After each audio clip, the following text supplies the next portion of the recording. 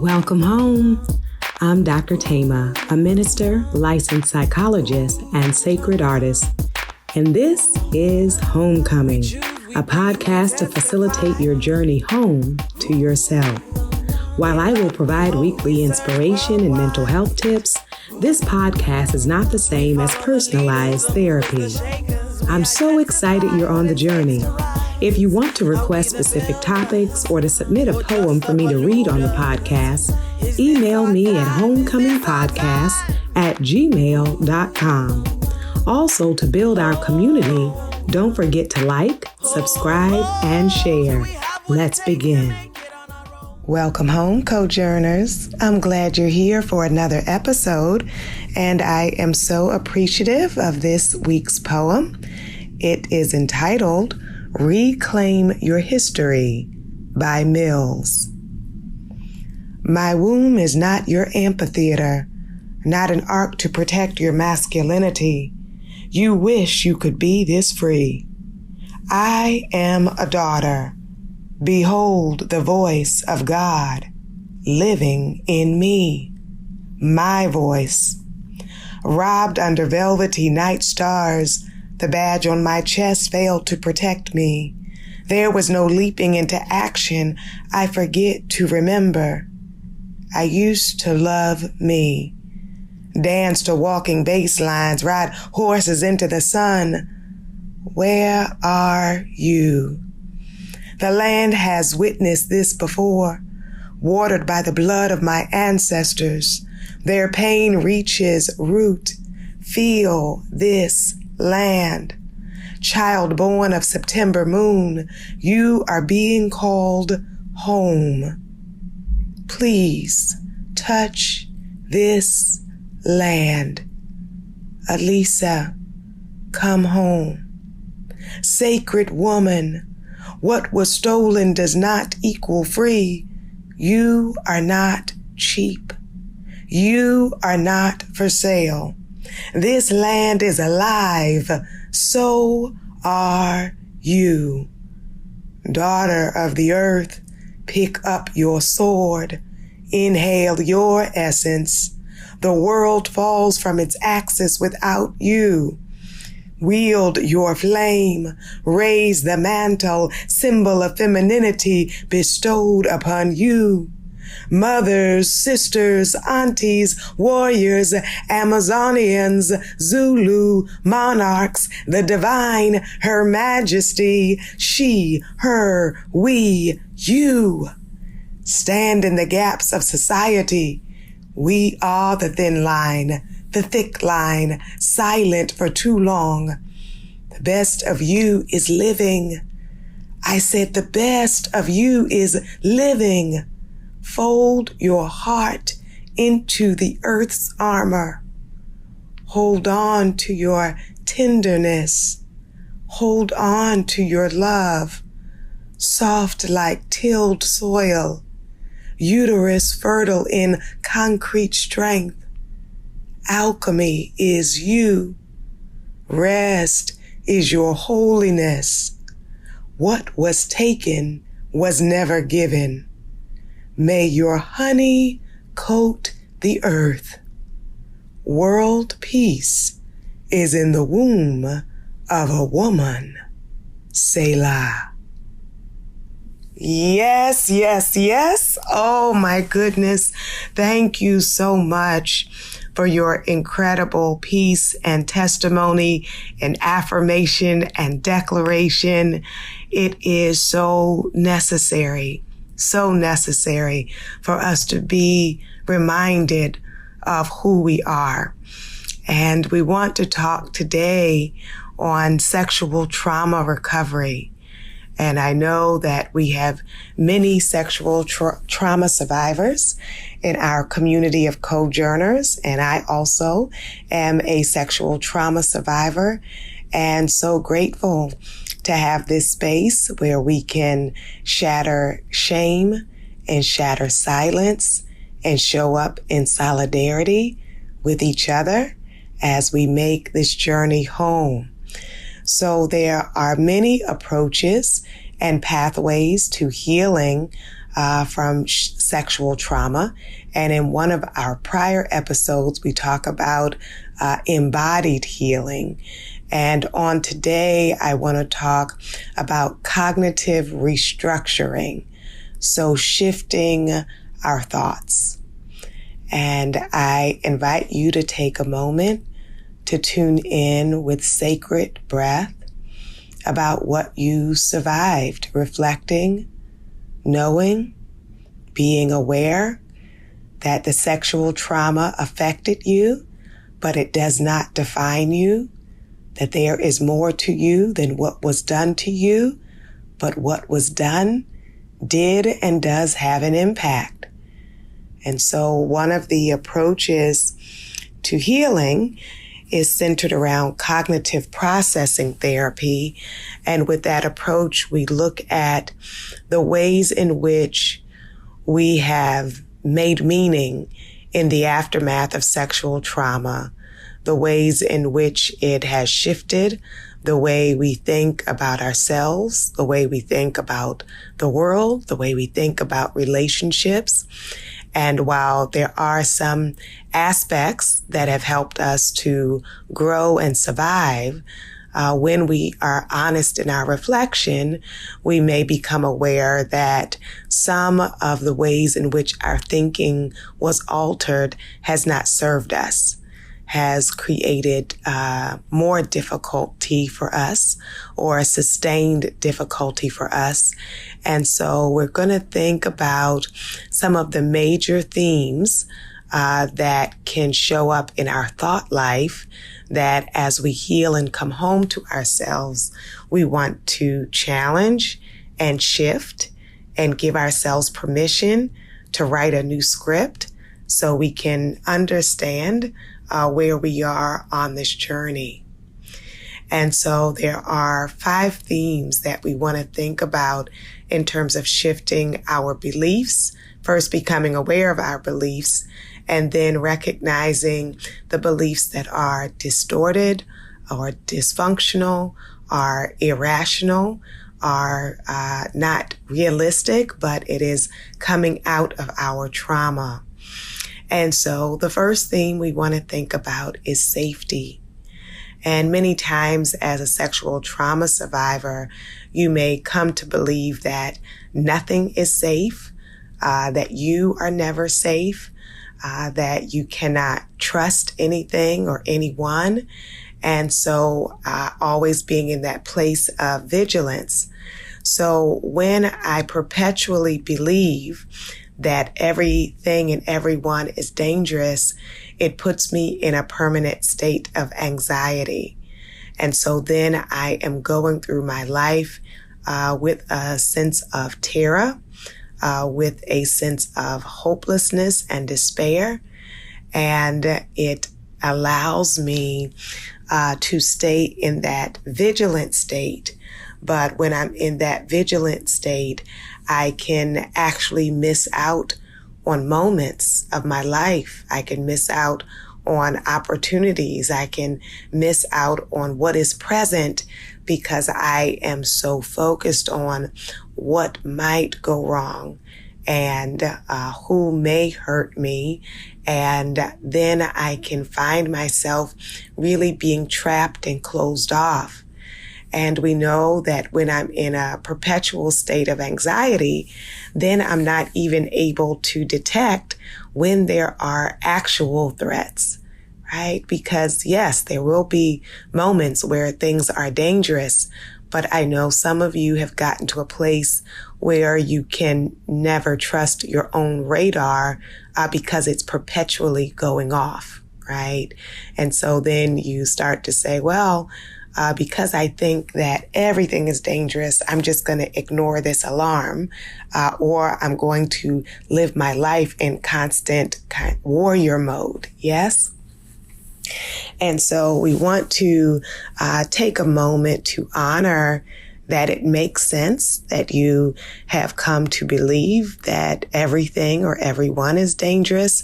And at the same time, recognizing our desire to shift into a healthy mindset, right? To be able to breathe, to be able to be present. And so I invite you in this moment to think about the times that you were safe, whether that was by yourself, whether that was with other people, whether that was in certain environments, on certain jobs or certain neighborhoods or on certain days. You want to begin to reflect on your moments of safety so you can begin to put that in to your own programming. That often we are rehearsing, understandably so, all the times that we were endangered, all of the times that we were harmed and hurt, and all of the times we were tricked or deceived or not safe. And when we only play that tape in our minds, then it gives us a false sense of our lives, right? And so I invite you in this moment to reflect on, even if it has felt rare, times in your life where you were not being hurt, times in your life where you were not being harmed, times in your life where someone was not plotting against you, times in your life and people in your life who were not trying to take advantage, trick, or deceive you.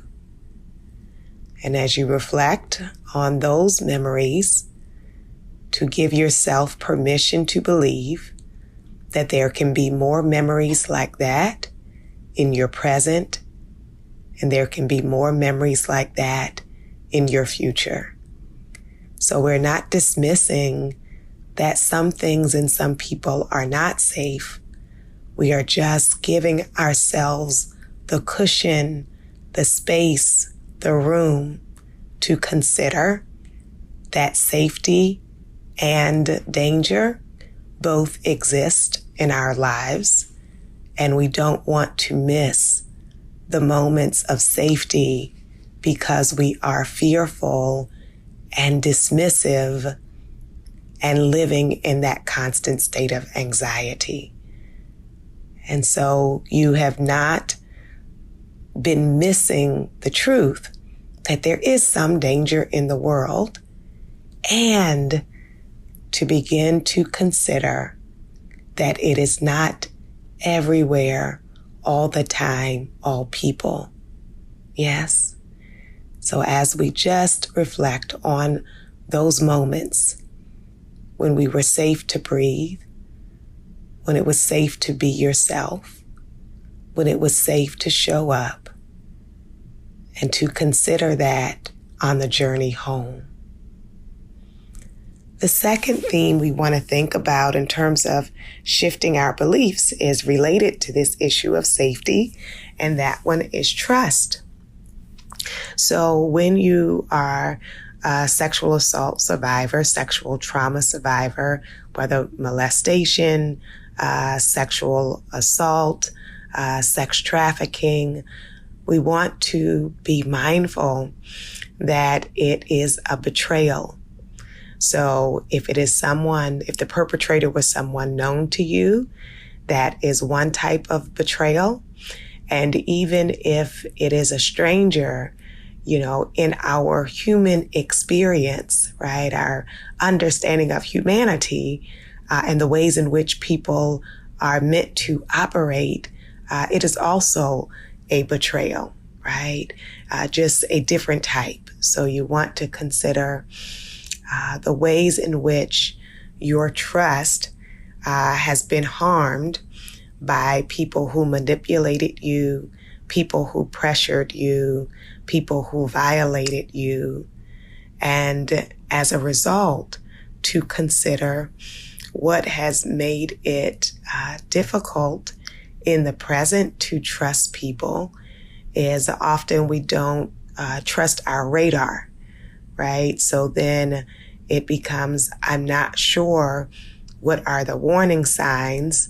And so it is safer to just disbelieve everyone, to keep everyone at a distance, which can keep you very isolated and shut down and really in a place emotionally, if not physically, of being alone. And so we want to consider in this moment that there are some people who have honored your trust. There are some people who have honored your boundaries. There are some people who honor your no. There are some people who have not violated or disrespected your body or your heart, your mind, your spirit. And so consider now, and especially this will be important for those who have been re-victimized. So some who are listening have been assaulted or abused by more than one person. And when that is the case, understandably, the trust can be very difficult to develop. And yet, if we surrender to the idea that no one is trustworthy, then it also means that we are surrendering to surrendering our idea that friendship is possible, that relationship is possible, that a sense of home in the presence of another is possible. And I want you to consider reclaiming your hope or your belief that it is possible and that it can be possible for you. Sometimes we think, well, other people can get that, but that's just not in the cards for me. And I want you to consider that you are worthy of friends, that you are worthy of companionship, that you are worthy of respect, that you are worthy of being treated well, that you are worthy of having spaces in the presence of other people where you do not have to have your armor on. Can you just consider in this moment that you are worthy of that and that there are some people who are not out to take advantage? And I know for some that is a hard one to believe, but just begin to reflect on the possibility. In this moment, we are just planting seeds, so it doesn't have to be that as soon as I say it, you believe it.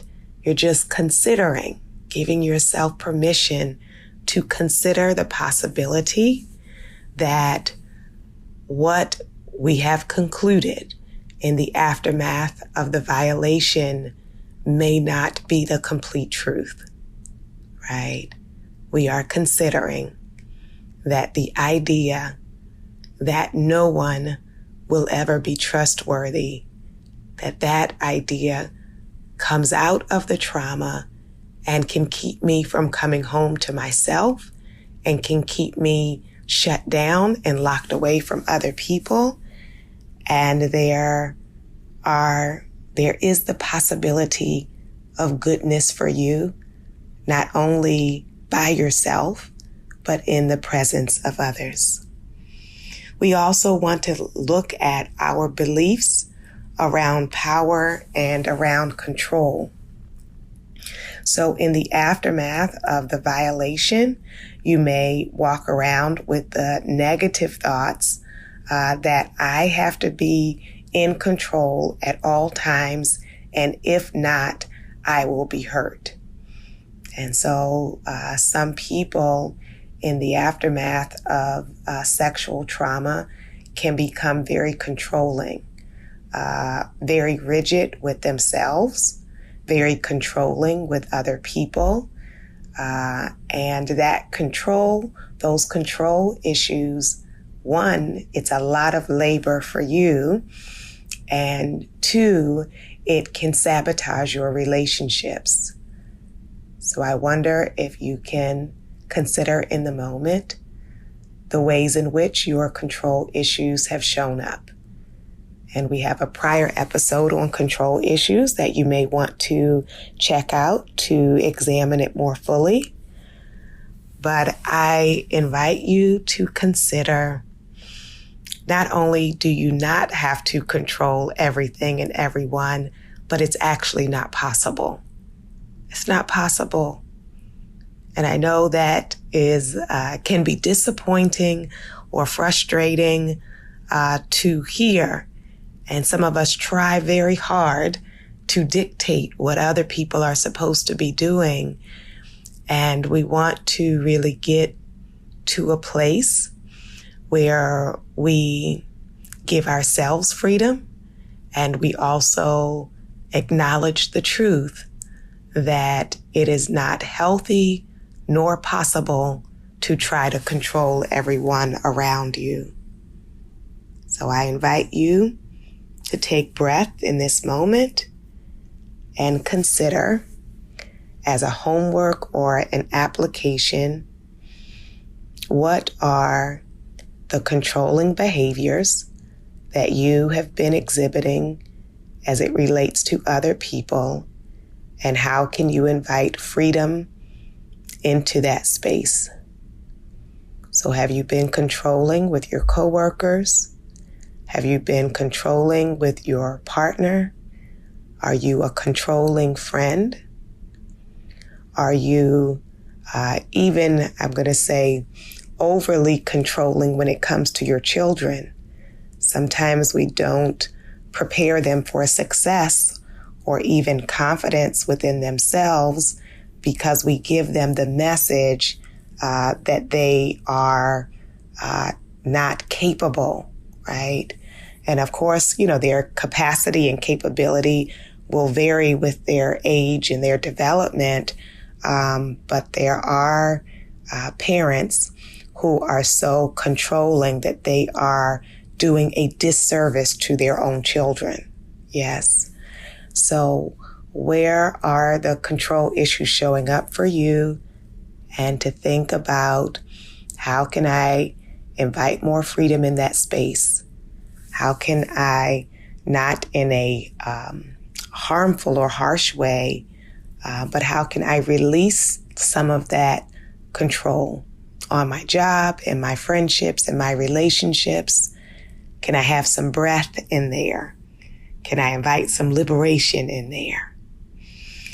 And then another area of thoughts that we want to consider shifting is our own esteem. So in the aftermath of sexual trauma, you might feel like something is wrong with you. You might feel like, I can never get over this, that I am stained, that I am dirty, that I am no good, that I am ruined, that no one will ever want me, and that I don't even want me. And so these negative thoughts about the self, we understand can set us up for all kinds of difficulties in our lives.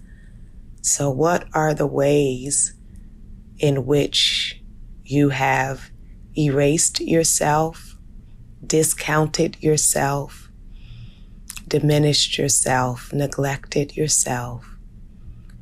What are the ways that your sense of unworthiness has shown up? Does it show up in the way that you carry yourself? Does it show up in the way that you speak? Does it show up in the ways that you approach dating or friendship? Does it show up in the ways you have held yourself back professionally? And so we want to really consider the other evidence of our worthiness. One, just being a human being, a living being on the planet, right? That as a living being, we are each deserving of care, of safety, of respect, right? Because sometimes we go into this mindset of, I have to earn it to be deserving. And that's why many of us erase ourselves and jump into perfectionism or busyness, because you're trying to convince yourself and others that you are enough. And I want you to know the ways in which you were treated are not a reflection of your worth. It's a reflection of the other person and where they were or where they are in their mindset. But it is not about you being undeserving of care and safety. So we want to really look at what are your ideas about worthiness? What would a person have to do or be to deserve respect, right? And many times we will give that respect and care to others and not to ourselves. And so as we consider, what do I actually believe is the measure of my worth, so that I can stop determining my esteem based on how some people have treated me. So even though they did not treat me well, I am still clear I deserve to be treated well. Yes? So shifting our ideas around esteem. And the last category that we think about shifting is our beliefs around intimacy. So our sexual trauma was a violation against us holistically, but including against our bodies. And so what are the conclusions that you have drawn around sexual intimacy, right? So some of you think that sex is a weapon, sex is a tool, sex is dangerous, sex is just something that other people take from you. Sex is something that you have to be intoxicated or high for, that sex is all people ever want from you, or it is the only thing that you have that is important. There are even those of you who have concluded, I don't care about my body or who touches me or who wants to be with me, because none of it doesn't matter, right? That none of it matters because underneath, I don't matter. And sometimes people, in an attempt to make the violation less hurtful, will then jump to the conclusion that none of it matters anyway.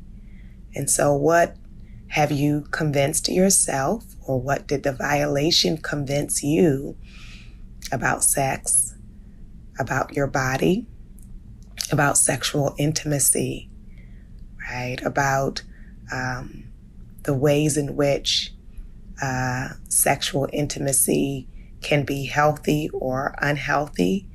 What are the messages that you have convinced yourself, or the violation has convinced you about what sex can mean for you, what your sexual intimacy can be like for you, of what is possible and what is healthy, and what you are willing to be vulnerable enough to be present for versus constantly checking out.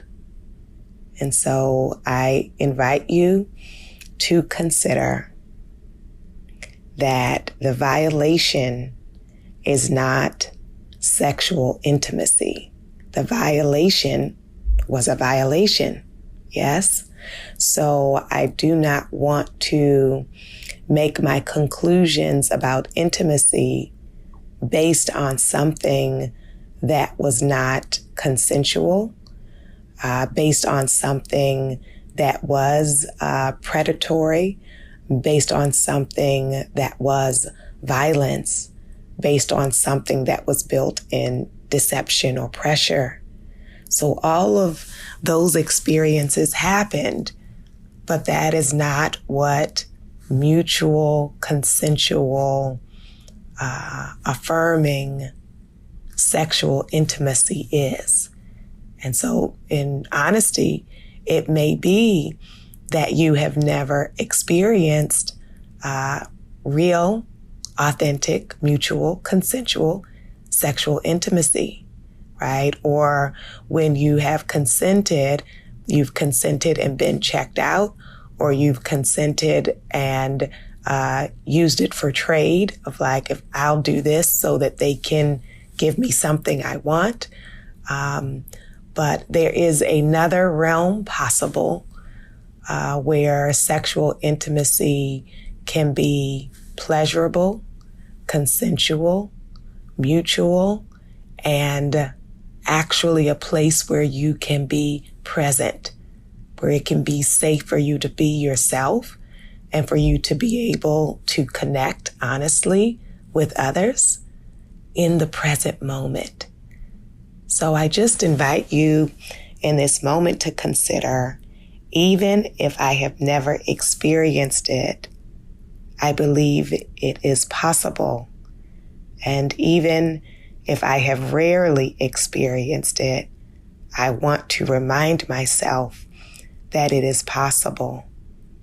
And I want to consider in this moment, what are my goals, my aims for myself as it relates to intimacy, as it relates to sex? What are the ways in which I want to shift my thoughts? What are the ways in which I may want to shift some of my behaviors? What are the ways in which I want to shift my approach to relationship, right? And as we do that shifting work, we come closer and closer to our home. We come back to ourselves when we can realize our distortions and separate our distorted thoughts from truth and from what is possible, what is wholeness, what is healing, what is home. I invite your soul to tell your heart, mind, body, and spirit, welcome home.